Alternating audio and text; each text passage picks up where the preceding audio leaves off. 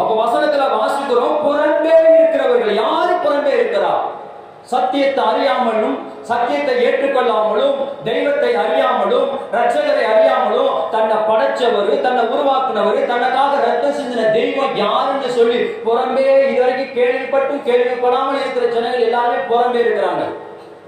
ஆமென், அல்லேலூயா. புறம்பே இருக்கிற ஜனங்களுக்கு மத்தியில நீங்க எப்படி இருக்கணுமா? ஞானமா இருக்கணும். புறம்பே அதாவது சத்தியத்தை அறியாத ஜனங்கள் புறம்பே இருக்கிறார்கள். பரலோகத்தை கேள்விப்படாதவர்கள் புறம்பே இருக்கிறார்கள்.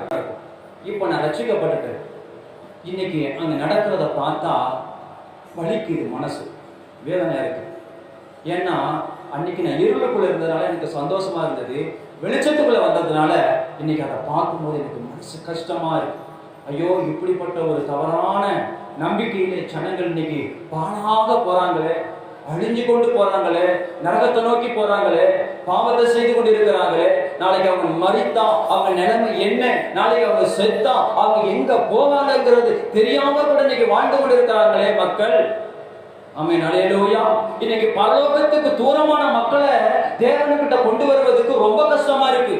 கேட்டா பலவிதமான சூழ்நிலையை சொல்றாங்க. எங்க குலதெய்வத்துக்கு ஒத்தாது, நீங்க மனமான வந்துட்டீங்க அப்படின்னு சொல்றாங்க. உன்னை படைச்சவர் உனக்காக இந்த உலகத்துல உயிரை கொடுத்திருக்கிறார், அதை பார்த்தாவது நீ கண்டுகொள்ள கூடாது அவனுக்கு எது தெய்வம்னு.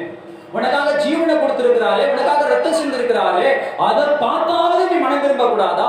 அதை பார்த்தாவது நீ ரட்சிக்கப்படக்கூடாதா? அதை பார்த்தாவது நீ பாவத்தை விடக்கூடாதா? ஆமென், அல்லேலூயா.